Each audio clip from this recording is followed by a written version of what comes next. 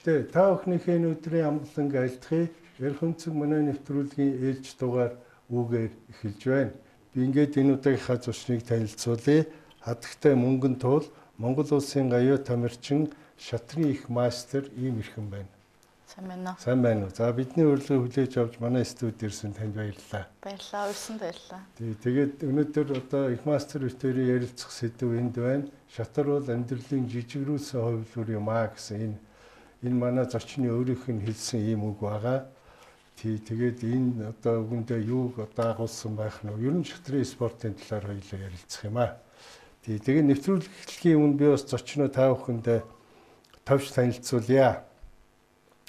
За мөнгөн туул их мастер шатрын спортоор сүүлийн 23 жил Монгол улсын чансааг тэргүүлж дэлхийн шилдэг топ 100 шатарчдын жагсаалтанд сүүлийн 17 жил багтаж байгаа юм байна. За дэлхийн шатрын холбооны дасгалжуулагч Аз тивийн аваргын хүрэл медальтай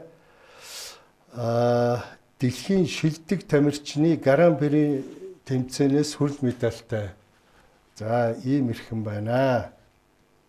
Ингээд хоёлаа ярилцлага эхлэе.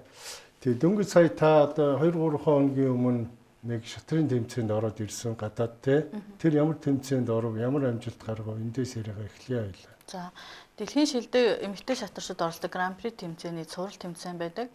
Тэгээ нийтдээ 6 цуврал тэмцээн 20 тамирчны дунд зохион байгуулагдж байгаа. Тэгээд нэг тамирчин маань 3 тэмцээнд оролцох хэрэгтэй. Тэгээ яг нэг тус бүрийн тэмцээн маань 10 тамирчны тойргийн системээр явагддаг. Тэгээ миний хувьд болохоор 2014 оны 10 сард болохоор эхний цуврал тэмцээндээ Казахстан улсын Шымкент хотод тоглосон. Хоёр дахь тэмцээн маань Монако улсад амжилттай явагдаад би нэгээс 3 дугаар байрыг хуваан эзлээд дараагийн үзүүлэлтээрээ 3 дугаар байр эзэлсэн. Тэгээ 3 дахь миний хувьд 3 дахь сүүлийн одоо тэмцээн маань сая Энтэх улсын Пүүн хотод оролцоод ирсэн. Тэндээ болохоор би бас 8-аас 10 дугаар байрыг хуваан эзэлсэн. Тийм. Энд чинь миний ойлгосноор болохоор энэ чинь нөгөө нэг энэ дэлхийн аврагтай халз тоглох тэр одоо тамирчныг шалгаруулдаг гэсэн тийм энэ Гран-при гэсэн чинь тийм. Дэлхийн аврагт одоо 2 жилд нэг юм халз тоглолт болдог. Дэлхийн аврагын төлөөх халз тоглолт болдог. Тэгэнгүүтээ тэр тамирчныг сонгож шалгаруулах гориглогч нарын тэмцээн 8 хүний тойргийн системийн тэмцээн болдог. Тэр тэмцээний одоо өмнөх шалгуур тэмцээн юм уу тэр тэмцээнд оролцох эрхийг авдаг тэмцээний нэг нь Гран-при тэмцээн байдаг. Гран-при нийт цуврал тэмцээнийхаа нийт дүнгээр нэг болон 2 дугаар байранд орсон тамирчид тэр 8 хүний тойргийн тэмцээнд оролцох эрхийг авдаг. Тэгэхээр ерөнхийдөө Гран-при тэмцээн маань дэлхийн аваргыг шалгаруулах одоо циклийн нэг хэсэг. Тийм. Тэгэхээр ингээд айгүй өндөр өрсөлдөгч одоо өндөр чансаатай олон өрсөлдөгч маш хүчтэй тим тэмцээн. Ингээд ийм 8 Гран-при болдгоос нэг тамирчин бол 3-т нь л орох хэрэгтэй байх юм байна тийм. За та бол өөрийнхөө 3-т нь оролцоод дууссан тийм. За тэгээд цаашаа шалгарч чадваа та.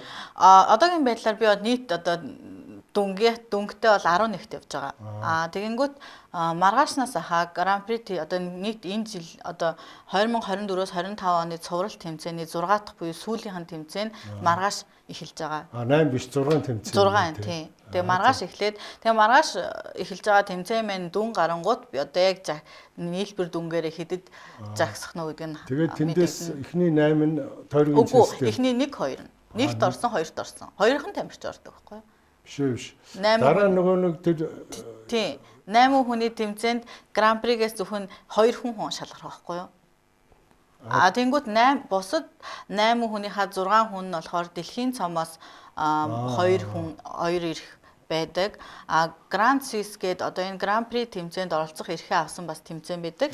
Тэр тэмцээний мөн 2 хүнийг авдаг. Тэгээд дэлхийн чансаагаараа эхний одоо бас 1 илүү 2 хүнийг шалгаруулдаг. Ер нь 8 хүний тэмцээн гэхээр айгүй шалгуурт 2 хүн гардаг юм байна шүү дээ. Тий. За тэгээд энэ 3 том Гран-пригээс танд энэ 2 дахь нь энэ Монакогийн тэмцээнд та хамгийн өндөр амжилттай үзүүлсэн байлээ тий. Нэгээс 3 дугаар яриг хоож ижсэн гээд. За энэ тэмцээнийхээ тухай та нэг тодорхой манай үзэгчдэр Энэ чинь бол одоо Монгол улсад урд өмнө байгаагүй одоо хамгийн том амжилт юм билээ шүү дээ, тий.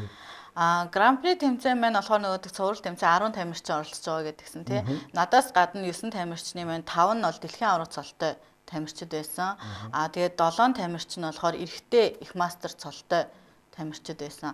Тэгээд чансааны одоо мөсөлдөгч нарын чансааны хувьд бол маш өндөр. Би бол одоо олон улсын чансаараа хамгийн бага чансаатай 10 жагсажсэн. Тэгээд тэр тэмцээнд нийт 9 өрөг тоглохдоо 2 өрөг хожиж дэлхийн аварга Александр Костенюк гээд одоо Швейцар нэрийн өмнөөс тоглож байгаа тамирчныг хоцсон эхний өрөвтөө. Тэгээд Элизабет Пец гээд Германы тамирчин байгаа. Бас эрэгтэй их мастер цолтой.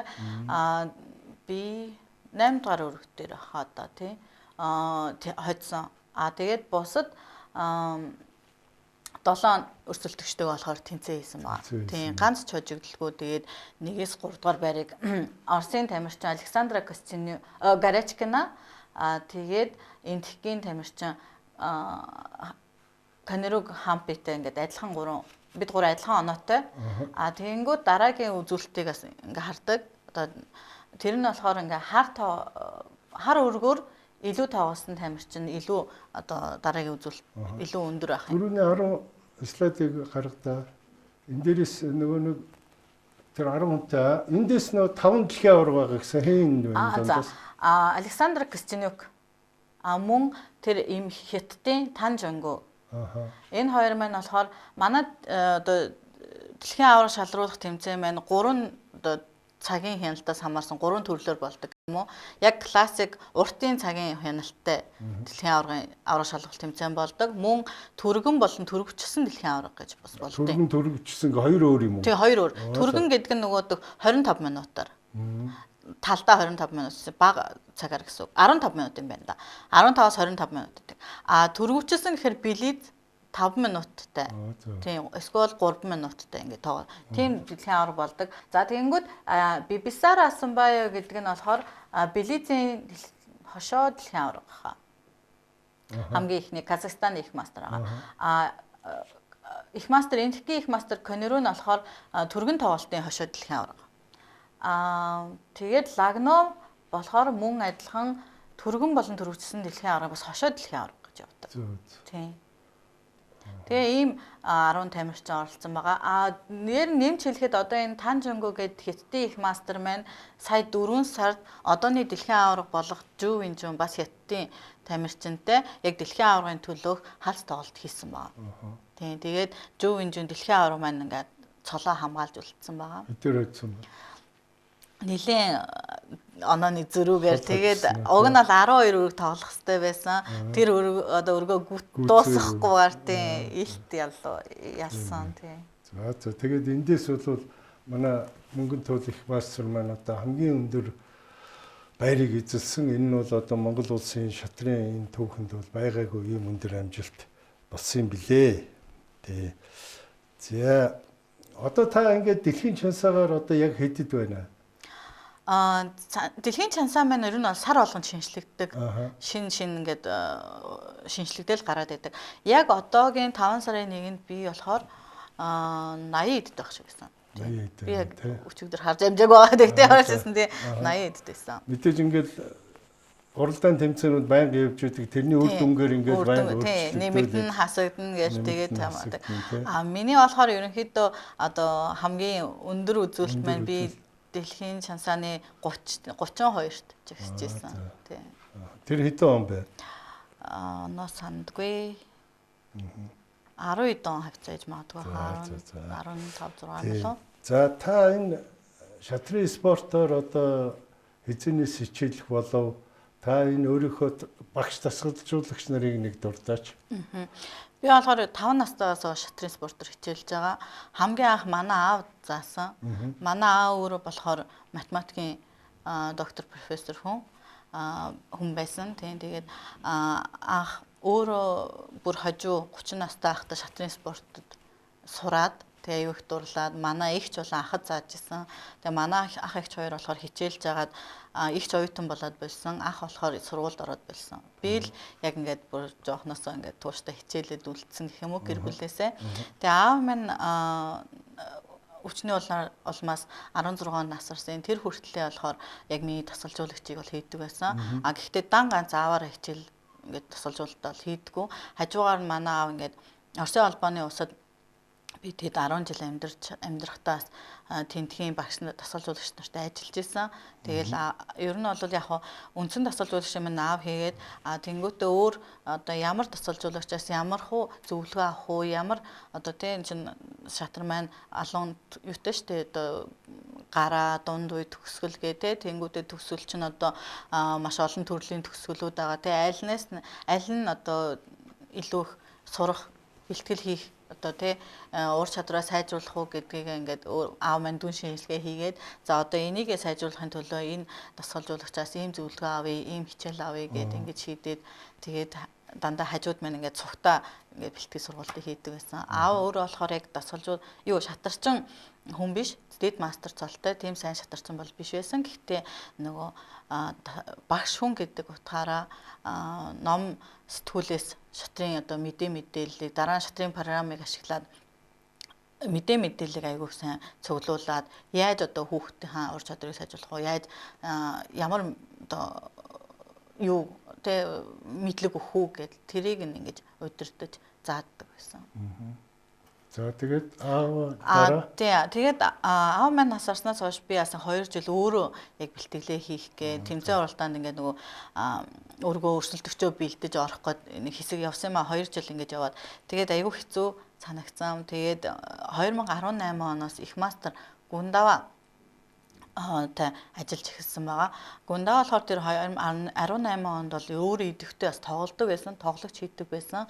Тэгээд тэрнийхээ хажуугаар надаа ингээд тасгалжуулж хийгээд ялангуяа өрсөлдөгч нартай бэлтгэхэд маш их тусалцаа үзүүлдэг. Ямар гараа тоглох уу, шинэ гарааны санаанууд хэлээд, шинэ гараа надаа бэлдэж өгөөд тэгээд тэрнийгээ үзэж яадаг. Одоо хүртэл ингээд би их мастер Гундаватай ажиллаж байгаа. Тийм. Одоо маань тасгалжуулагч бол яг ер нь бол идэвхтэй тоглох нь багассан. Яг тасалжуулагч руугаа илүү орсон байгаа. Тэгээ өөрөө түрүү ярьлаа энэ Оросд 10 жил амьдэрсэн гэдэг те.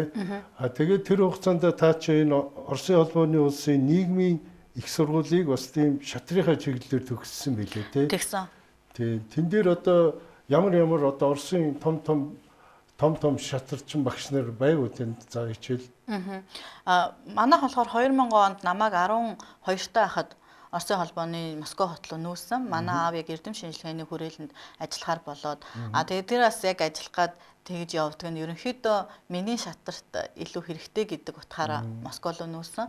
Москвад бол яг тэр үед Монголд тэмцээн уралд айгүй цөөхөн болдог байсан. Тэгээд Москвад яг л нөгөө зөвлөлт холбоотой улсын шатрын школ маш их сайн байдаг учраас тийшээ ер нь явъя гэд зориод тэгэнгүүтээ 10 жилээ бас тэнд төгсөөд 10 жилээ төгсөгчл 11-р ангита байхад яг нийгмийн манай сургуулийн одоо нийгмийн их сургуульд шатрын тэнхэм нэгдсэн байсан юм. Яг 11-р ангид төгсөх жил яг 1-р курс авсан дөнгөж нэгдэжсэн тийм тэнхмийн дарга маань одоо тэнхмийн эрхлэгч маань тий ирээд ийм сургуульд ингээ нэгж байгаа. Энэ нь болохоор ингээ шатарчдыг ингээ урилгаар сургуульдаа сургана. Ямар ч үн төлбөр авахгүй. Мөн дээр нь тэмцээн уралдаанд явхад чинь ингээд сургуулаас тэ чөлөө хичээлээс чөлөөлөхөд илүү дөхөн болно. Магадгүй бас ингээд тэмцээн уралдаанд явхад чинь зарлыг чинь ч гэсэн нэмэр болно гэд ингээд намайг үржижсэн байхгүй. Тэгээд би очиод уулзаад тэгээд бас тэнд сурч ирсэн яг 1-р курс дөнгөж орж ирсэн хүүхдүүдтэй ингээд ярилцаад үзсэн чинь их дэжгөө их таалагдаад. Тэгээд дан бас шатар биш. Хажуугаар нь бид нар бас яг өөрийн мэрэгжлийн нийгмийн сургууль хүмүүжүүлэгч гэдэг мэргэжлэр төгссөн. Тэрийг бас үздэг. Дээр нь бусад хүүхдүүд одоо биеийн тамирын хичээл орж байхад тэрний оронд манайх шатрын хичээлүүд ордог, нэмэлтээр ордог ийм байсан л да. Тэгээд ямар ч үн төлбөргүй тэгээд урилгаар орж 5 жил сураад сургуулаад төгссөн. Тэгээ манай тасгалжуулагч нар гэх юм бол шатрын бас хичээл ордог тасгалжуулагч нар байсан. Оросын холбооны улсын бас нэлээд нэртэй олон улсын мастер Ахметов, Калинин гэдэг тэднэр бас ордог байсан. Бид нарт ерөнхийдөө шатрын бэлтгэл бас хийдэг. Дээр нь шатрын тасгалжуулагч болохоор тэгээ хүүхдүүдэд яаж хичээл заах уу, яах уу гэд тэрийг заадаг. Зохион байгуулагч талаас нь, шүүгч талаас нь бас заадаг байсан. Тий зүгээр би ингээд шатарчдыг харахаар гаднаас нь зүгээр ингээд ажиглахаар тэр одоо маш тийм нөгөө нэг сэтгэлийн маш их төвлөрөл хэрэгтэй юм шиг байгаа юм тийм. Нэг тэр юуны ард суусан бол тэгээ өөр юм бодох юм байхгүй ерөөсөө тийм юмд одоо яаж суралцж байна хамгийн гол нь. Хамгийн дөрөв тэр шатарчин хүний эзэмсэх ёстой арга барил тэр үү. Тэгэл тэр чинь ер нь жоохноос л мэдээж бүр шууд тэгж амар төвлөрөө сууд сурахгүй шүү дээ. Тий. Би бол 5 настай байхдаа яг ингээл дөнгөж шатраа сураад бэлтгэл хийж байхад мэдээ тэр үед бол баг цагаар хийдэг гэсэн. Тэгтээ ингээд зүгээр суухгүй ингээл диваны дээгүүр хараагаал өсрөөл хараагаал ингээл суудаг гэсэн. Тэгэл тэр чинь мэдээж зэрэг удаан болно. Тэгээ сайжрах тусмаа тэр чинь бэлтгэл хийх цаг нь ихсэн гингүүл тэгэл судалдаг. Тий. Ер нь бол тий. Тэгээд бас бидний чи одоо нэг өргөх чинь 5-6 цаг өргөжлөдөг. Тэгээ бас хүний анхаарал чинь бас тийм олон цагаар нийгэмдэр төвлөрөхөд хэцүү шүү дээ. Мэдээж бид нар дундуурнаас өөр юм бодно. Тэгээл ингээд босож бас толгоогоо амрааж биеийнхэн чилээ гаргаж ингээд явна аян байдаг. Гэхдээ яг ингээд төвлөрсөн, яг ингээд нэг байрлуугаа ороо бодцсон үед бол хажууд юу болж байгааг анзаардаггүй. Маш олон тохиолдол болж байна. Надад тохиолж ирсэн ингээд өргөө ингээд яг нүүдлээ бодоо байжгаад хажууд ингээд хүн уус мус асгаж ирсэн билээ. Би тэрийг мэдчихгүй дараа нь өргөө дуусчаад өөд гисэн юм уу ингээд. Яг тийм уууд бол өргөгийн хувьд нэлийн хідэн удаа тохионо. Гэхдээ байнгын 5-6 цаг тийм төвлөрөлттэй бол байж чадахгүй. Зөвхөн тэр лүгээ хараад босоогоод байдгүй юм байна тий. Бид нар яг хараад бодож байгаа. Гэхдээ бас тий дандаа шатраа бодоод авах өөр юм бодох юм байдаг. Ер нь одоо энэ их мастерууд ч одоо энэ өргөө одоо хичнээн нүүдлийг урьдчилаад одоо бодцсон байдгийг. Байрлалаас ер нь бол хамаарна. Тэр чинь одоо нөгөөдөх ганц би өөрийнхөө талын нүүдлийг харахгүй, өрсөлдөгчийнхаа нүүдлийг харна. Тий. Тэгэнгүүтээс өрсөлдөгч чинь нэлээд олон хувилбар байвал тэр чинь ингээд бут шиг ингээд салаад яваад өгнө шүү дээ, тий. Тэгэнгүүт тэр бут болгоны мөч болгоныг бид нэр ингээд айгүй урт хол харж боломжгүй байхгүй юу. Тэгээ бас тэр байрал чинь хэрвээ тэр байрал нь өрсөлдөгч болон өрсөлдөгчийн талаас маш цөөхөн нүүдлийн сонголттой байх юм бол бид нэр маш уртаар 15, 6, 7 бараг 20 хүртэл ч юм уу нүүдлийг харах боломжтой. Хэрвээ тэр нь ингээд бутраад ингээд олон байх юм бол тэр болгоныг тэгж тоолоход хэцүү. Тэгэхээр бид нар нэг тийм нэг ойлгомжтой дүү боллоо нэг 4, 5, 6 нүүдлийг бол харж юутай байх юм бол сонголт зөвхөн бол тийм уртаар ингээд шулуухнаар ингээд тийм тоолоход бол тийм тоолж. За та тэмцээнд ер нь яаж бэлддэггүй одоо өдөрт хэдэн цагаар бэлддэг? Тэр нь хэдэн хувь нь одоо онл үед юм уу? Хэдэн хувь нь өрсөлдөгчийнхөө юу судалдагч гэдэг юм уу? Одоо яаж бэлдэх вэ? Одоо саяын Гран При тэмцээн маань болохоор өрсөлдөгч нар яг ингээд тодорхой. Яг тэр тэмцээн тэр тоглоно гэдэг өрсөлдөгч маань тодорхойсон.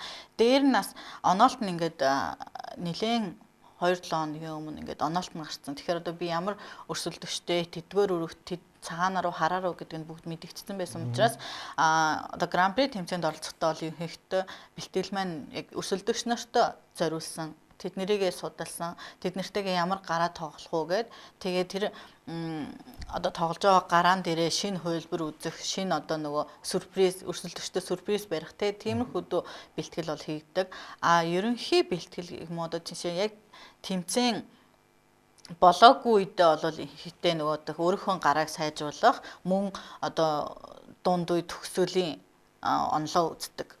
Тиймэрхүү байдлаар бэлтгэлүүд бол явагддаг. Ер нь бол нөгөө яг тэмцээнд өгсөн үедээ арай өөр бэлтгэл гэх юм уу те. Тийм болж. Яг өрсөлдөгчтэй бэлдсэн бэлтгэлүүд болчихж байгаа. Тэг би өөрөө чинь нэг ярьцлагыг уншсан чинь тэгсэн байлаа. Нэг ингээд өрсөлдөгчөө ингээд судлаад тэрний өргүүдийг ч амар судлаад ямар үед ямар нүүдэл хийдгүү энэ төр амар судлаад очиод яасан нөгөө хүн шал өөр юм руу нүүчдэг энэ төр гэдэг. Тэр үед одоо яадаг юм. Тэр чинь одоо ер нь бол хар мянган гараа байдаг шүү дээ шатарт. Тэгэнгүүт тэр хүн чинь бас ер нь бол одоо дээр өндөр түвшинд гарсан тамирчид бол зөвхөн нэг гараагаар тоглодог тамирчин бол байдаггүй. Нэлээд олон хувилбар байдаг. Тэрнээсээ сонголт хийгээд явдаг. Тэгээд тэр болгоныг бас ингээл үзээд бэлдээд очтол дахиад шинэ юм тоглолцдог тохиолдол байдаг. Тэгвэл тэр үед чинь нэгт өөрийнхөө би бас нөгөө тоглож исэн өргүүдээ санаж эхэлдэг. Энэ миний өрг дээр одоо тэ бэлдээд надаа ингээд шинэ юм бэлдээд ороод ирчүү гэ тэ би тэгвэл одоо өөрийнхөө өргийг сайжруулах одоо би ч одоо бид нар ч одоо тоглолт дуусангуудаа өргөө ингээд анализ хийгээд хэрэг алдсан бол гараа ч юм уу дунд үеийнх ингээд алдаагаас мэдэн штэ тэгээ тэр алдаагаа одоо ямар алдаа гаргаж ийлээ ямар өрөг дээр мэн ингээд ажиллах гад байна гэж санаж эхлээл тэнгуүтээ алдаа гаргалуу тэрийг яах вэ сайжруулах ёстой лөө би шинэ хөлбөр энэ дээрээ бэлдлөө бэлдээгүй юу гэж бодож эхэлдэг тэгээд тиймэрхүү юм олдохгүй байхгүй бол тэгэл за би энэ гараан дээр ямар юм тоглодог гэлээ гэдгээ санана тэгээ бас заримдаа тэр чинь амар олон хар мянган гараа бид нар ч үздэг зарим мяга яг мэдээж хэрэг бүр санахгүй ч гэсэн ингээд нэг за ийм санааттай шүү дээ гэдгийг санах юм бол тэгэл тэрэнгээрээ тоглоно. Ерөнхийдөө бол шинээр одоо ингээд өөрөө бодоол эхэлнэ гэсэн үг л дээ. Энэ гараан дээр чи яаж тоглодог вэ? Ямар стратегийн төлөвлөгөө тавьдаг вэ гэл.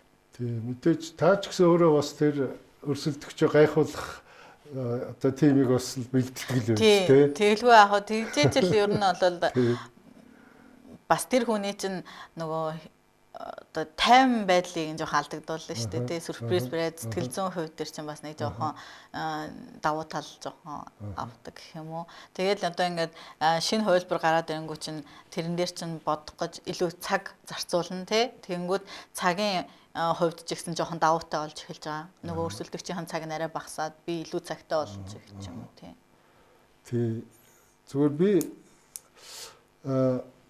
покертой харьцуулах гэдэг юм л да. Тэд нар чинь бол ингээд хар нүдний шил зөөчөөд ерөөсөө нүүрний ямар ч хувирлал ерөөсөө гаднаа мэддэхгүй байдаг штэ тий. Шатарчд бас тэгж эмоцоо нуух уу тий. Ер нь тий. Ер нь яг бүр нууйч гэж нэг яадгүй ер нь тэгтээ тийм болцдог юм шиг байлээ. Маа найз нар одоо шатар доолдгүй найз нараас яг намайг тэгдэг байхгүй юу. Ерөөсөн үүн тул ингээд царайгаар юуч мэддэггүй ингээд нэг зүгээр төв байгаад байдаг. Тэр угаасаа тийм. Ер нь яг хоо мэдээж эмоц гаргадаг тамирчид байдаг. Гэхдээ ер нь ихэнх тамирчид айгүй тайван байхыг хичээдэг. Угаасаа ингээд цаанаасаа тэгсээр агаад характерт нь нөлөөлчдөг. Айгүй тийм тайван хүмүүсүүд болцсон байждаг. Тийм л баг тийм.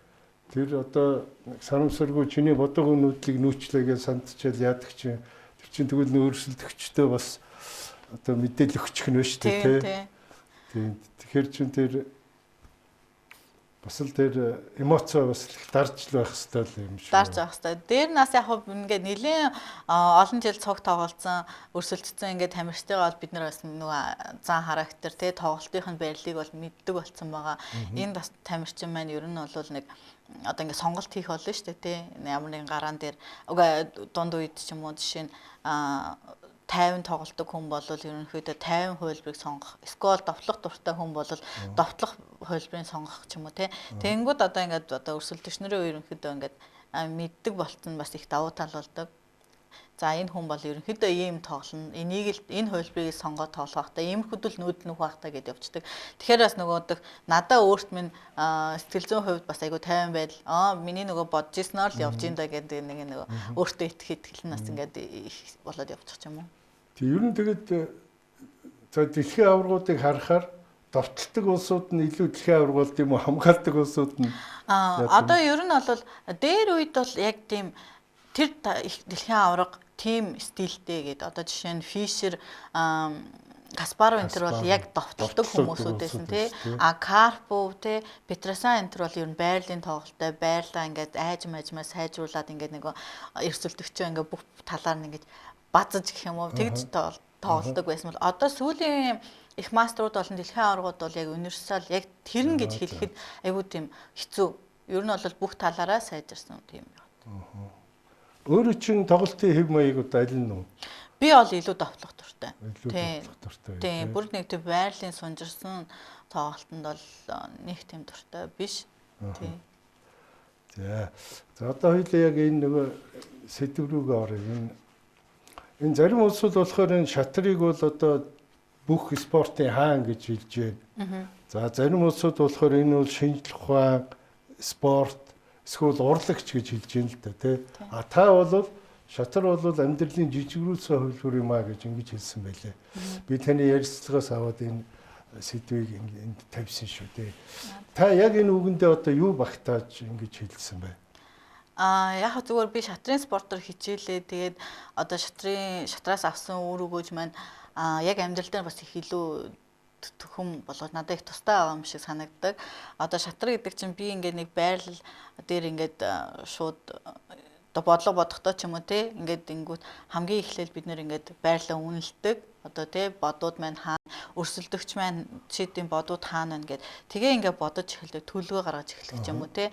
Одоо ингэж нөхөх юм бол зөвхөн өөрийнх нь талаас бодохгүй өрсөлдөгчийн талаас ингээд нүүлүүдийг бодно, маш олон хувилбаруудыг ингээд бодох болно. Амьдрал дээр ч гэсэн бид нар ингээд зөвхөн өөрийнхөө хүсэл бодол ч юм уу өөрийнхөө төлөвлөгөөг ингээд төлөлөөд явахад чинь хажуунаас маш олон нөлөөнүүд ирдэг шүү дээ тий. Тэгэхээр яг тэр мэн одоо шатартай ойрхон болж байгаа юм болоо гэж бодож байгаа байхгүй юу. А дээр нас одоо бид нар ингээд шатар дээр тоглож итэл хараагүй ч юм уу санамсаргүй байдлаар орхицсон айлын сайн нүдлийг бид нар анзаараагүй өнгөрсөн байдаг шүү дээ тий. Тэгээ гинтим ингээд байрал маань муудах өрсөлдөгч маань тийм сайн нүдэл нүүчих юм бол бид нар ингээд балмагдахгүй те сандрахгүй бэлэн байх тийм ингээд сэтгэлийн хаттай за би муудчлаа. Гэхдээ би энийг бас аврахын төлөө цааш нь яаж хийх вэ яах вэ гэд тэр болохоор бас яг амьдрал дээр илүү тэр чадварыг сурснараа одоо ингээд ямар нэгэн гинтийн юмд хүм мэдээж сэтгэл санаар унан штэ те хэцүү болно. Гэхдээ тэрийгээ бас ингээд дав туулах сэтгэлийн хат суулгаж байгаа юм болоо гэж боддог. Шатар дээр ч юм болохоор одоо ер нь бол гинт бид нэр ингээд өөрөө пал хийтэл алдаа хийх ч юм уу эсвэл алдаа хийгээгүй юм шиг явж итэл гинт өрсөлдөгч нь сайн байгаад бид нар муу болсон ч гэсэн дуусан туслаа тэмцдэг. Тэгэхээр тэр чадвараас шатраас сурснараа амьдрал тас дараа нь нөлөөлөөд хүүхдүүдийг би бас тийм учраас ингээд шатрын спортоор хичээлээсээ гээд манай хоёр том хүүхэд бас хичээлдэг. Ер нь бол яг мэрэгжлийн тамирчин болгоё, шатарчин болгоё гэж би бол нэг бодохгүй байгаа ч гэсэн шатрын яг энэ нөгөөдөг сурах ёстой ийм мэдлэг одоо тий зан чанарт нөлөөлөх тийм зан чанаруудыг ингэж суулгахын төлөө шатрын спортоор хичээлүүлж байгаа. Тий энэ нөгөө энэ багийн спортоор бас хүүхдүүдийг хичээллэхээр бас хамтд сэтгэлгээ тий нэг нөгөөхийн төлөө тийм сэтгэлгээ хүүхдэд суудаг гэдэг шүү дээ тий. Тэр шиг л одоо шатар бол өөрийн чинь амьдралд бас тал бүрээр л ингээл тусалдаг юм уу та хэрэг болдгоо хэрэг болд. Дээр нас тэгээ бас яг шатарчныхаасаа ч юм болов эсвэл эмэгтэй хүн талаасаа ч юм болов айгүй их юма төлөвлөх дуртай. Тийм одоо жишээ нь маргааш одоо би ямар төлөв одоо ажлуудтай тий тэрийг ингээд ирэмблээд ингээд яагаал тэнгүүтээ аль ажлыг ингээд ингэж хийвэл ингэж хурдан юм байна ингээд зохицуулах хэрэгтэй байна гэд ингээд явдаг. Энэ бас яг шатартаас ойролцсон ш бид нар бас ингээд юмад амар төлөвлөдөг болохоор бас тэр бас нөлөөлдөг гэж магадгүй л. Өөрийнхөө хүүхдүүд та бас энийг зааж гэнэ үү те? Би өөр нь бол яг тэгэж хэлэхгүй ч гэсэн шатраараа хичээлээд байхад тэр бол суух байх гэж бодож байгаа. Тийм. Өөрөө энийг номд наран сургуульд багшилт юм билий те? Шатрын багш юм уу? Тийм, шатрын багш. Номд дараа одоо сургуульд шатрын дасгалжуулагчийг хийдэг. Тэр 7 хоногт 1-2 удаа очиж шатрын дугуйланд явдаг хүүхдүүдтэй хичээл заадаг байгаа. Тэр тийм нэг шатрын тийм одоо юутай уклонтой гэх юм уу тийм сургууль байна уу? Үгүй. Ерөнхийдөө Япон хэл үздэг Япон сургуультай. Тэгээд дугуулангууд байдаг шүү дээ хувийн сургуулиудад. Тэгээд шатрын дугуулан байдаг. За тэгээд өөрөө бол энэ Монгол улсын шгшээ өвгийн гишүүн юм билээ. Тэгээд эн чинь нөө олимпийн бус төрөлгээд энэ дээр чинь нэг төрөөс нэг анхаарахгүй байт юм биш үү те. Тэгвэл яг 20 оноос энэ шгшээ өвг байгуулагдсан. Тэгээд шгшээ өвг байгуулагдсан ядаж таануусын тэмцээн уралдаанд орох зардал мөнгнөөс ч бас нэмэр болдог. Тийм бас цалин энэ төр яадаг. Арай л одоо дээрцсэн юм шиг байна тийм ээ. Ер нь бол үндэсний шатрын шгшээ баг 2012 онд хамгийн анх байгуулагдаад тэгээд нөгөө 4 жилийн циклээр ер нь бол шгшээ багууд баригддаг шүү дээ олимпийн циклээр. Тэгээ 16 онд бүх шгшээ баг татан буугдаад дахиж нөгөө байгуулагдах нөгөө спортуудаа төрлүүдээ сонгодог. Тэгэхэд нь манай 16 онд татан буугдаад дахиж байгуулагдаагүй байжгаад 20 онд дахин байгуулагдсан. Тэгэнгүүтээ 12 он болон 20 оны ихэнх 20 оноос бол дандаа 2 эмэгтэй 2 эрэгтэй тамирчинтай байсан. Нийтдээ 4 тамирчны оронтойтой байжгаад 2023 оноос за ер нь 24 оноос юм байна. Тэгээ 24 оны 1 сараас оронтой маань ихсээд одоо 4 эрэгтэй 4 эмэгтэй шатарчинтай болсон байна. Дасгалжуулагч орон дасгалжуулагч байгаа. Дасгалжуулагч нь урд нь 1 байсан бол одоо 2 дасгалжуулагчтай. Тэгээд нийтдээ шатрын шгшээ баг 10 хүний бүрэлдэхүүнтэй болсон байгаа. Тэгээд түрүүн таны хэлсэнчлэн бид нарт бол маш шатрын одоо ингээ шгшээ баг байгуулагдсанараа маш их нэмэртэй болж байгаа. Маш одоо нэгт сар болгон бид нар одоо цалин авдаг тий. Яг шатрынхаа спорт руу ингээд бэлтгэл сургуулаа хийгээд хамаг анхаарлаа ингээд зарцуулах айгу боломжийг маань нэмж өгч байгаа. Дээр нь төсөөсөө хамаараа жилдээ нэг 2 юм уу 3 тэмцээний зардал үндэсний шгшээ баг бол буюу одоо улсын төсвөөс гэж гардаг. Ер нь тэгтээ бол 2 3 бол бага байна шүү дээ. Ер нь та нар ч олон тэмцээнд оролцсомоос сайн шүү дээ. Тийм, ер нь бол бид нар жилдээ 5 6 бол ерөнхийдөө явдаг тогтмол. Тэгээд тэрнээс илүү олон тэмцээнүүд бол болдог. Гэхдээ тэгээд бид нар нөгөө болцоо боломжосоо болол явахгүй байдаг. Ер нь яг бас багтаа орж байгаа. Гэхдээ урд нь байхгүй байдаг байсан. Тэгээ тэрийг бодох юм бол маш их амар. Одоо бид нар одоо энэ 2 өдөр Аз ТV аврах шалралт тэмцээнд бас үндэсний шгшээ багийн яг төсөвт нөгөө хуваарийн дагуу хуваарт орсон учраас бид нэр тийшээ одоо үндэсний шгшээ багийн тамирчид бүрэн бүрэлдэхүүнээрээ явж оролцож байгаа.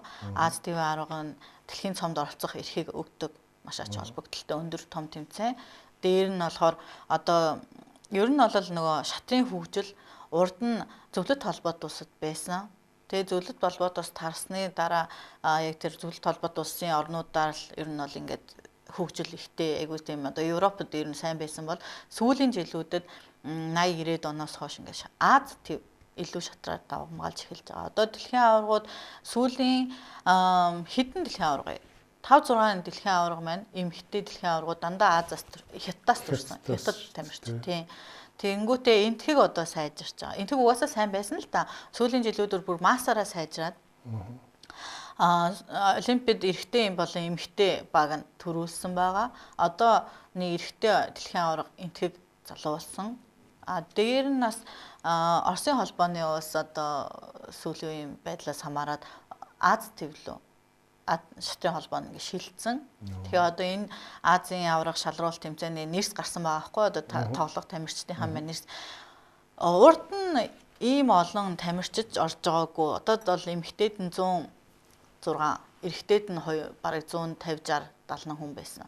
Амар олон нэгт бүрэлдэхүүн ихсэн байлээ. Өрсөлдөгчнэрийн чансаа болон чансаа одоо сайтай тий цол өндөртэй тамирчид маш их ирсэн байлээ. Одоо би урд нь бол чансаагаараа ер нь бол 1 2 3 тийм үү тий бичигддэг байсан бол одоо одоо нөгөө тэмцээний ихэнд гэх юм уу тэмцээнд орж байгаа хүмүүсүүдтэй тий дундаа тэгэхэд одоо би бол 10-т бичигжээлээ. Тий ер нь бол маш одоо нөгөө багийн тэмцээн байна уу эсвэл хувийн тэмцээн хуваараад болж байгаа тий хувийн тэмцээн. Хэдэн өрөг тоглох вэ? Нийт 9 өрөг тоглоно. Тэгэнгүүтээ эрэгтэй 10 тамирчин дэлхийн цомд оролцох эрхийг авна. Эмэгтэй 2 тамирчин дэлхийн цомд оролцох эрхийг авна. Тэгвэл 2 юм. Тийм. Ягаад тийм зөрүүтэй? Тэрийг одоо урд нь юу байсан? Эрэгтэй нь 5 байдаг байсан. Эмэгтэй нас 2 хэвээр байдаг гэсэн. Тэнгүүд 24 онд Аз ТV авах шалгуулт тэмцээн болоог байхгүй юу? Тэгээд тэр эрх нь 25 онд ингээд шилжсэн байгаа. Гэхдээ эмэгтэй нь яагаад шилжээгүй, эмэгтэй нь яагаад нэмэгдээгүй бас мэдэхгүй л байгаа. Тэгээ одоо энэ дэлхийн шатрын холбооны ерөнхийлөгчийн үлэмжийн нэмгэж хүн байна уу? Болцсон. Одоо сүүлийн хэдэн оноос хойш үлээ? 18 оноос хойш бахад хин Доркович гэдэг Аркадий Доркович гэдэг Оросын холбооны улсын хүн байна. Тэр үлэмжийн байхдаа энэ шатар бас нэлээд хөрөнгө мөнгө босгож бас нэлээд яасан баха. Тэгээ олны одоо сонирхолд аваачих гэдэг юм уу та одоо. Тэгсэн. Ерөнхийдөө нөгөө хүмүүсүүдийн яриад ахаар үлэмжийн үед шатрын одоо нөгөө тэмцээний шагнал өссөн гэж ярьд юм байлээ. Тийм шагналын сан өссөн. Нийлэн дэжгүй олон улсын тийм том шагнал өндөртэй тэмцээнүүд бий болсон. Одоо ч гэсэн ер нь бол болдог. Тэгээд үлэмжээнүүгээ халмиг хүн болохоор бас Монголд айгүй их ээлтэй байдаг байсан. Би яг тэгж асуух гэдэг. Тэр та нарт одоо ямар нэгэн одоо юу гэдэг юм уу привилеги одоо байсан болов. Байсан. Миний хувьд болохоор би урд нь Гран При тэмцээн маань ингээд 2 жилд ингээд цуврал тэмцээн болоод идэг гэсэн.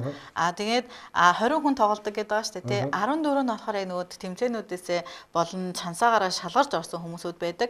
6 хүн маань нөгөө зохион байгуулагч 6 улс нь өөрийнхөө wild card-аар оролцуулах хэрэгтэй байдаг тамирчтай. Гэхдээ тэр тамирчтайд бас ингээд чансааных нь доод хэмжээ гэж байдаг. Тэрнээс дээш байх хэрэгтэй гэсэн бас нөгөө өдөрдөмж дээр тийм заалтуудтай бас тийм зүгээр тийм одоо хэтэрхий муу тамирчдыг бол бас оруулахгүй тий.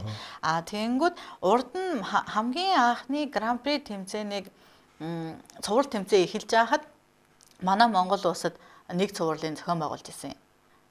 2010 онд болж байсан. 2009 оноос 10 оны цуврал тэмцээний нэг нь манай Монгол болоод тэгэнгүүтээ зохион байгуулагч талаасаа би оролцож байсан байхгүй юу?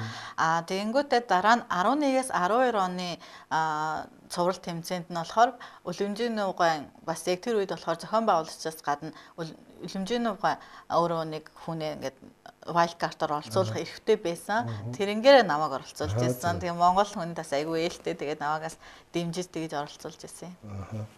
Тэгээд бас өөрөө чи ярилцахаас би юу ойлгосон гэхээр энэ одоо яг нөгөө чигшөөгийн тамирчны цалин гээд багсаг юм авдаг. За ингээд тэмцээн уралдаанд бас нөхөн болдог. Гэлээ ихтэл ингээд одоо өөр чинь нөгөө нэг энэ санхүүгийн энэ бүх одоо хэрэгцээг хангаж чадахгүй байгаа учраас одоо шатраа орхидог чинь билүү гэсэн юм бодол өөртөө орж ирж исэн байлээ дээ өөрт чинь тий.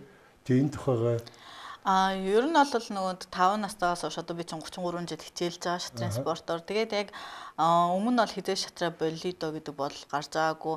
Аав маань насаараад би тэр үед чинь 2016 онд ерөнхийдөө 2 жоох хүүхэдтэй манай 2 хүүхэд чинь 15 бол 16 онд төрж исэн. 2 жоох хүүхэдтэйсэн. Тэгэл хүүхдүүдээ жоохон том болонгууд л тэмцээн уралдаанд бол явж исэн. Жирэмсэн багтаа ч гэсэн орж исэн, явж исэн. Зарим тохиолдолд хүүхэд хэтэрхий бага үед бол би бас нөхрөөд хүүхдтэй ингээд дагуулад гуруулаа ингээд тэмцээн уралдаанд орж исэн. Тохиолдож маш их байдаг. Тэр үед мэд ч гэсэн нэг тэгж болидо ч юм уу гэдэг бодол хэцүү байсан ч гэсэн за би шатартаа дуртай шатрын спортоор дахиад нэг амжилт гаргачих юмсан гэл ингээд явдаг байжгаад яг 23 оны сүүлээр яг Гран Сис тэмцээнд оролцохдоо би яг тасалж ууштай ярьжсэн байхгүй юу. Ерөнхийдөө энэ бараг сүүлийн тэмцээн юм шиг байна да. Би ер нь дараа нь ер нь болд юм уу гэж бодож байна. Дасгалжуулагч л орд юм уу. Санхүүгээсээ болсон. Ер нь бол тийм. Яагаад гэвэл тэмцээн уралдаанд явах гэхээр чи ингээл зардал мөнгө олох гэж хэцүү. Тэгэл компани гуйн тийм тэгэл мэдээд тусал дэмжижсэн хүмүүс маш олон байгаа. Маш их тэр хүн болгондоо маш их баярлалтай санддаг мэдж байгаа. Гэхдээ бас ингээд нөгөө яг тэмцээн болгоны өмнө ингээд тэмцээнд явах гэхээр яг явахгүй нь тодорхойгүй ингээд зардал бүтэхгүй юм шиг бүтгэж байгаа юм шиг ингээд ойлгомжгүй байдал үүсээд идэг байсан. Дээр нь зарим тохиолдолд бид нар чинь бас өөрсдөөсөө айгүйх гаргаж ер нь бол өөрсдөөсөө их гаргаж явдаг. Тэгээд өөрийнхөө цалин нэгтгэл цалингийн зээл аваач ч юм ингээд явах тохиолдол байд. Тэнгүү сүүлдээ ингээд энэ чинь бас ар гэртээ болсон өөр хүүхдүүдтэй болсон. Чаас хариуцлага нэмэгдсэн үед би зөвхөн өөртөө ингээд юма зохицуулаад ингээд зарцуулаад байхаар айгүй хэцүү санагдаад болд юм уу гэж яг бодоод тэгээ явсан чинь Гран Сис тэмцээнд айгүй амжилттай тоглоод хүн бас айгүй сэтгэл зүйн тал тэр сэтгэл зүй айгүй нөлөөсөн ч гэж магадгүй би өөртөө ингээд нэг хэтэрхий амар их тийм нөгөө хариуцлага өөрүүлэхгүй одоо нэ тий өөртөө ингээд өөрийгөө ерөнхийдөө жоохон тайван тавьсан. За чи зүгээр сайхан тоглоод дэр ингээд зүгээр шатраасаа кайф аваад ингээд гоё ингээд юу чаддгийг үзүүлэе гэдгээр байдлаар ингээд тоглосон чи аюу сайн тоглоод тэнгуүтээ би 4-р байранд орж байгаа байхгүй. Тэгээ 4-р байранд орсон ингээд Гран При тэмцээнд оролцох эрх авчиж байгаа. Тэнгуүт чин дараагийн тэмцээн маань ингээд тодорхой болоо те ингээд зорилго басны гараад ирчихэж байгаа. Тэгээд баярлал хурж ирчихэл маа тасалж өгч хурж ял наваа шоолол яасан сүүлийн тэмцээн гэдээсэн гэл. Тэгэл за дахиад нэг хэдэн жил тоглоё гээд. Одоо бол дахиад тийм бодол орж ирэхгүй. Гайгүй байна. Тэгтээ. Тэ. Бас хараа. Одоо бас нэг нөлөөлж байгаа юм гэх юм бол олон улсад бол миний насны миний үеийн надаас их хүмүүсүүд бол тоглоол өгдөг тий. Үндэсний хашигшээ багт байж гэн тий. Одоо дээр шилдэг тамирчдынхаа тоонд бол ингээд багтаад яваад байгаа. Гэхэд манад болохоор одоо миний үеийн тамирчдуудын ихэнх нь одоо страп болцсон, дасгалжуулагч руу орсон гэд тэгэнгүүт ингээд тэмцээн уралдаанд орохоор ингээд байнгын Ахмад тамирчин ингээд тэгэнгүүт ингээд бас бодож байгаа байхгүй. За ер нь бас нэрээ болох ёстой ч юм болов гэдэг нөлөөлөх гээд байгаа юм болоо. За хоёулаа дотоодынхаа шатрын тухай жоохон ярих гэж бодсон. Монголын шатрчдын холбоо гэж байгаа тий. Энэ маань ямар үйл ажиллагаа ер нь одоо нийгэмд мэдээж тэр холбооны гол үүрэг бол энэ шатрын спортол одоо улс даяар хөгжүүлж тийм ээ. Яг л гол зорилго байгаа бах тийм ээ. Ер нь энэ зорилгонд хурж ажилладаг юм бол. Ерөнхийдөө нөгөө Монголын шатрын холбоо маань 4 жил нэг удаа сонгуул явагдаад ерөнхийлөгчөө сонгодог. Тэгээ манай холбооны сонгуул урд жилийн 10 сард болсон. Тэгээд Зандан шадар дарга манай холбооны ерөнхийлөгч болсон байгаа. Тэгээд дээр нь удирдах зөвлөлийн 15 гишүүнтэй. Миний хувьд бол бас удирдах зөвлөлийн гишүүн болсон байгаа. Манай холбоос шинэ одоо ингээ гарсан холбоо ерөнхийдөө айгүй сайн амжилттай одоо үйл ажиллагаа явуулж байгаа гэж би бол харж үзүүлж байгаа. Тэмцээн уралдаан бол яг календарын дагуу тогтмол ингээ болж байгаа. Дээр нь бас урд нь хийдгүү байсан тэмцээний шинээр хийж байгаа. Жишээ нь 20 хүртэлх залуучуудын улсын аваргыг бол урд нь ерөөсөө зохион байгуулдаггүй, шалгаруулдаггүй байсныг энэ жил зохион байгуулсан. Тэрнээсээ шалгарсан хүүхдүүд залуучуудын 20 хүртэлх одоо дэлхийн аварга шалгаруулалт тэмцээнд оролцох эрхээ аваад тийшээ явсан байгаа. Дөнгөж саяхан одоо өчигдөр юм байна тийм олон улсын тэмцээн маш чухал Аз ТV-ийн 3-3 бүсийн тэмцээн Монгол зохион байгуулагдаад өчигдөр ингээд дүнгээ гаргасан байгаа. Тэндээс дэлхийн цомд оролцох эрхийг Монгол улсын тамирчин Аг Билэг, Монгол улсын аварга болж ирсэн олон улсын мастер Аг Билэг гээд залуухан 25 тахад тийм залуу маань ингээд оролцох эрхээ авсан маш их амжилттай сайхан зохион байгуулагдаад амжилттай тэмцээн маань өндөрсөн байгаа. Мөн энэ жил Аз ТV-ийн сурагчдын аварга шалгаруулах өсвөрийн тэмцээнийг 10 сард Монголдо бас зохион байгуулж байгаа.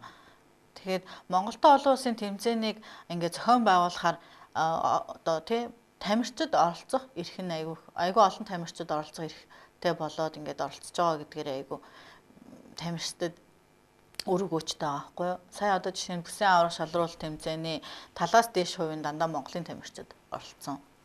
Тэгээ өрсөлдөөн маш ширүүн болоод ер нь бол Монголынхаа тамирчид дундаа өрсөлдсөөр хагаад жоохон харамсалтай нэгдүгээр байраа гадны тамирчид алдсан. Тэр болохоор нөгөө яасан гэхээр яг л Монголын тамирчид бие хинтэйгээ өрсөлдөж байгаа бол тий онооноодоо биенээсээ жоохон багасгаад өгсөн. Юу болдог бол нөгөө дээр явж байгаадаа хожигж өгöd үг нь.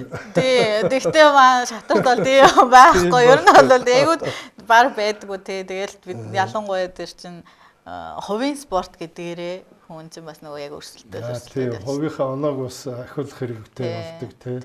Тэгэхээр хамаагүй бас хожигж өгöd гэж болохгүй юм байна л да. Шатар сая тэр 3-3 гэдэг нь ямар учиртай вэ? Аз ТV нь одоо нийтдээ 8 билүү 9 бүс хуваагдсан байдیں۔ Тийм. Тэгэхээр манайх болохоор нөгөө 3-3 гэдэг нэртэй. 3 нь болохоор Аз гэсэн үг. Азийн тэгээд 3-ын 3 дахь бүс. Одоо жишээ нь манад бид нар одоо нийтдээ 20 хэдэн оронтой цуг нэг бүс байдаг. Одоо томоод одоо өрсөлдөөн хүчтэй тамирчидтай гэх юм уу, өрсөлдөөн өндөртэй орн гэх юм бол Индонез, Филиппин, Вьетнам, Сингапур байдаг. Одоо манай тэр 3 дотор байгаа юм тийм. Жишээлбэл Хятад болон Энтэг Оросын холбооны ус болохоор өөрсдөө улсаараа нэг бүс болчихдог байхгүй юу? Тийм. Бусад ингээд өөр хорнууд нь болохоор хэдэн орн нийлээд нэг бүс болоод зохион байгуулагддаг. Таны холбооны ч одоо санхүүж байгаа гол одоо юу шугам гэх юм уу? Жишээлбэл одоо би мэдчихлээ л дээ. Одоо зарим холбоонууд ч өөрхий тэр нэг улс төрийн зөвлөл юу гэдэг нь тэнд байгаа хэдэн гишүүд тэр улсуудаас нэг баахан өндөр татвар аваад зайлуул нэг тэгж явдаг холбоо зөндөл байдаг л да. Тийм. Тэргүүнд эднээсээ тий. Манайх болохоорс тэргүүнд гээд Бачлон гээд одоо бизнес хийдэг залуу байдаг. Олон жил сүүлийн одоо 3-4 жил тэргүүндэд хийж байгаа. Тэр залуугаас маш их дэмжлэг үзүүлдэг. Дээр нь нас миний мэдж байгаагаар Апу дээр тай гэрээ хийсэн, 1 жилийн гэрээтэй холбоо гэрээ хийсэн. Тэгээ санхүүжүүлж байгаа юм. Тэгээ тасаа ярьлаа л дэх олон тэмцээн уралдаан зохион байгуулж байгаа гэж байгаа. Тэр болгонд ч мөнгө хэрэгтэй ш. Ядаж шагналын цангийг бүрдүүлэх хэрэгтэй тий. Тэгэхээр бас гайгүй мөнгө олдог л холбоо байх юм тий. Бас их олдог бол биш ээ, хэцүү. Тэр нь бол ингээл нөхөл бас нөгөө тэмцээн чинь бас нөгөө хураамж авдаг. Тэрнгээр бас нэмэр болгож хийгддэг. За. Энэ 24 онд энэ дэлхийн шатрын олимпиад 45 дугаар олимпиад гэж болсон юм байлээ. Тэгээ энд манай эмэгтэй тамирчид ялангуяа өндөр амжилттай оролцсон 146 орноос 16 дугаар байрт 5 хүн ч орсон байлээ тий. Энэ бол маш өндөр амжилт байсан. Өндөр амжилт. 2 жил нэг удаа дэлхийн шатрын олимпиад болдог. Тэгээ олимпиад маань болохоор яг багийн төрлөөр болдог. Эрэгтэй эмэгтэйгээд хоёулаа тусдаа болж байгаа. Тэгээ манай эмэгтэй шатарчид баг бол ерөнхийдөө дандаа амжилттай 20 дотроо ер нь бол дандаа багтдаг. Тэгээ энэ жил бас их амжилттай 16-т орсон. Дээр нь нас бид нар чинь маш хүчтэй Америкийн нэгдсэн улсын багийг хоцсон. Тэгээд 5 өргийн дараа бол бид нар 3 дугаарч ихсэжсэн. Тэгэхээр 5 өрөг тоглож байхад бид нар 5 уулангийг хоцсон, маш их амжилттай тоглосон. Ер нь бол чамлахааргүй их амжилттай сайн тоглосон. Та бол одоо тэр багийн ахлагч нь ер нь 1 2 3 4 дугаар ширээ гэдэг хойшлт юм байл шүү дээ. Та бол дандаа 1 дугаар ширээнд төрсөн. Би сая энэ юунд Будапештад болсон 24 оны олимпиад 2 дугаар ширээнд суусан. Манайх ширээгээ яаж хийдэг гэхээр усын аваргаас сонгож шалралт хийдэг. Тэгээ усын аваргад орсон байраараа суудаг. Тийм. Ер нь бол 1-р ширээнд би чинь бас нэлээд нийтдээ би чинь 10 олимпиадад оролцсон. Тийм. Тэгээд 1-р ширээндээ 2 удаа 4-р байранд орж ирсэн юм. Энэ тэгээд энэ 45 дугаар олимпиад та жишээлбэл яг одоо хичнээн оноосоос хэдийн та авчрав? Яна би одоо санахгүй. Тэгэд энэ ингээ харахаар манай энэ шатарчдын эмэгтэйчүүд нь их өндөр амжилт гаргаа яваад байна олон улсад. Эрэгтэйчүүдийн маань амжилт муу байна. Энэ одоо юутай холбоотой юм? Магадгүй нөө эрэгтэйчүүд илүү олон тамирчид олон улсад байдаг болохоор бас тий өрсөлдөөн илүү их байдаг учраас тий бас тийм байж магадгүй. Гэхдээ манай эрэгтэйчүүд бас бүр тийм амжилтгүй бол биш. Сайн бол тоглодог. Одоо жишээ нь 3-3 бүсийн аврах шалралт тэмцээнд 2023 онд их мастер бэлгүүн төрүүлээд их мастер багшлан хүрэл медаль авсан. Одоо ингээд сая мөнгөн медалийг аг биелэг авлаа, хүрэл медалийн ган эрдэн гээд авлаа гэд. Ингээ ер нь бол бүр амжилтгүй бол биш. Тэгтээ нөгөө шатрын спорт маань түрүүн хэлсэн чинь дэлхийн аврах шалруулах тэмцээн маань хүртэл маш олон тэмцээнээс тэ сонгон шалгарчээд ингээд даваа ингээд ерөнхийдөө 7-оос 8 тэмцээнд орж иж дэлхийн аврагтай тоглоцох эрхээ авдаг байхгүй юу. Тэгэхээр айгүй шалгуур өндөр тэ тэгээд өрсөлдөөн ихтэй болохоор бас яг тэгж нэр нь гарахгүй тэ сонсогдохгүй байж магадгүй. Тий. За дэлхийд одоо шатрын спорт хамгийн өндөр хөгжсөн улсууд юу байна? Тэр нэг слайд байгаа. Тэрийг манай найруулагч өгчтөө. Тэр нэг их мастеруудын тоо гээд энэ дээрээс та нэг тайлбар хийлээ явчих болох байх. Тэгээ ер нь бол Улсын холбооны хамгийн их олон их мастерын тоотой. Энэ болохоор нөгөө дандаа эрэгтэй их мастеруудын тоо. Эрэгтэйчүүд. Эрэгтэйчүүд. Ер нь Америк бас их юм байна. Гэхдээ Америкийг ярихад бол Америкт яг Америк гаралтай хүмүүс маш цөөхөн. Дандаа нөгөө цагаач очсон хүмүүсүүд байдیں۔ Тэгээ Герман бас их юм байна. Одоо сүүлийн үед бол эмзэгкүүд маш их болж байгаа. Одоо зөвлөлт холбоотой ус, Оросын холбооны ус болоод ингээд нөгөө урдныхаа школоор урдны нөөцөөр ингээд айгу сайжирж байгаа сайн байгаад байгаа боловч яг ингээд одоо хөгжлийг нь харах юм бол Хятад, Энтхэг, дээр нь Казахстан, Узбекистан ингээд яг Аз руугаа ингээд шилжээд байгаа байхгүй юу? Тэд нар бол илүү сайн байгаад байгаа. Энэ эрэгтэйчүүдийг болохоор энэ хятадын цөөхөн харагдаж байна уу те? Эмэгтэйчүүд бол амаагүй их байх байлгүй дээ те? Тийм баха. үгүй болов. Гол нь нөгөө хятадыг яг харах юм бол хятад ч бас нэг 50-60-аад онуудад бол шатар ерөөсөй байхгүйсэн шүү дээ. Тийм. Тэгээ сүүлийн жилээс ингэж гарсан гэхээр бол ер нь бол нэлийн хүчтэй. Тийм. За дараагийн асуулт энэ би энэ хүүхд байхыг мэдэх юм одоо энэ Гарри Каспаров энтрийн үед Карпов энтрийн үед энэ компьютертэй их тоглодог байлаа шүү дээ шатарч дэлхийн аварга энэ тий. За тэр үед бол голцоо шатарчт нь ялаад байдаг байсан миний мэдхээс. Одоо яаж вэ? Тийм тоглоом болдгүй юу? Би тэр сүүлийн үед юус дуулаагүй санагдах юм. Би бас нэг сайн тэр талаар сонсоогүй. Гэтэ Мерсер болдог гэж магадгүй. Ер нь бол хамгийн сайхан нэг мэдээ уншихад нөгөө Каспаров хамгийн сүүлд Deep гэдэг стрим програмыг хоцсон. Тэрийг л хоцсон. Тэрнээс хойш хоцсон хүн, компьютерийг хоцсон хүн байхгүй гэх шиг болсон тэр андуураг бол тий. Тэр болохоор ч баг 2000 оны ихэр ч юм уу 90-ад оны сүүлээр хавцаал ах та. Ер нь бол одоо шатрын програмууд маш сайжирсан байгаа. Бид нар бэлтгэл хийхдээ одоо нөгөө гараа судлахдаа гарааныхаа одоо онлыг судлах цаашаа ингээд анализ хийхдээ дандаа шатрын програм ашигладаг. Тэгээд тэр компьютер сүүлийн үеийн чи хурд булчин ч амар болсон секундэд хичнээн миллиард үйлдэл хийдэг ч гэлээ. Тэгээд үүний толгойд багтахгүй юм. Тий. Дээр үед болохоор нөгөө шатрын програмыг нөгөө хүн яаж хожоод идэв гэсэн болохоор тэд нар мэдээ тоонцон дээр амар сайн ч ихсэн нөгөө стратеги байгалийн тоглолт юм уу тий. Нэг ингээ худлаа өгөөд тэр хуурч болдог байсан юм да. Үгүй ямар ч нэг тийм байгалийн тоглолтоор ингээ нэг гоё хождог. Яг нэг компьютерийн нүүдэл нэг юм сонин гинтгийн сонин нөлөөд нүүддэг байсан байхгүй. Одоогийн шатрын програмууд бол ерөөсөө тийм биш.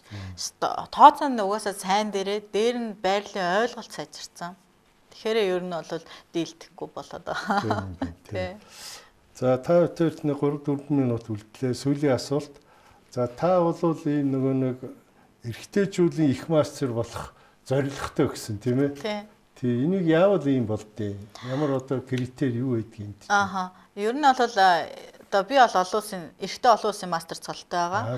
Монголынаас анхны эмэгтэй тамирчин олон улсын мастер цол, эрэгтэй олон улсын мастер цол болсон хүн болсон. Анхны үгөө сүүлийнх нь үү? Үгүй сүүлийнх дахиад байгаа тий. Дахиад хоёр байгаа. Юу тэгээд одоо жишээ нь эрэгтэй нөгөө цол авч болдог гэхээр эрэгтэй их мастер цол гэдэг хамгийн дээдлийнхэн цол одоо байгаа. Тэгээд тэрийг болох зорилго бол тавьсан байж байгаа. Дэлхийд болохоор эмэгтэй мөртлөө эрэгтэй их мастер цол авсан нийтдээ нэг 40 гаруй тамирчин байдаг. Тэгэхээр бол ер нь бол маш их хүнд авахд мэдээж хүнд цол тийм амаргүй биш. Яаж авдаггүй гэх юм бол ерөнхийдөө эрэгтэй тамирчтай өрсөлдөн, эрэгтэй их маструудтай өрсөлдөж тэднэрээс одоо нөгөө шалгуур байдаг л да тий. Тэгээ 3 тийм норм биелүүлчихэд тэгжиж их мастер цолоо авах боломжтой болдог. Тийм үү. 3-аас одоо өөрөө хэдийн биелүүлчих вэ? Би одоохондоо биелүүлээг байгаа. Тэгээд Манакагийн тэмцээнд болохоор нөгөө эрэгтэй их мастер цолтой хүмүүсүүд байсан шүү дээ тий. 7 хүн байсан учраас хичнээн эмэгтэй ч гэсэн нөгөө цолоор нь бид нар авч үзэж байгаа учраас би хэрвээ сүүлийнхээ ургийг тэнцэхгүй хоцсон болвол нэг норм биелүүлэх боломжтой байсан. Тий. За ингээд манай нэвтрүүлгийн цаг өндөрлсөн байна. Тэгээ бидний урилгыг хүлээж авч манай студид ирсэн танд баярлалаа. Ингээд таны одоо цаашдынх нь спортных нь одоо өндөр амжилтыг хүсье. За баярлалаа. Одоо та удахгүй өнөө маргаашгүй тэр Азийн аврагт явах гэж байгаа тийм ээ. Тэгээ хамгийн ойрын тэмцээн энд нь одоо бас танай баг хамтуулан бүгдэнд нь өндөр амжилтыг хүсье. За баярлалаа. Баярлалаа. Үзэгчдээ манай өнөөдрийн нэвтрүүлэг өгөр өндөрлж байна. Дараагийн дугаараар уулзтраа түр баяртай.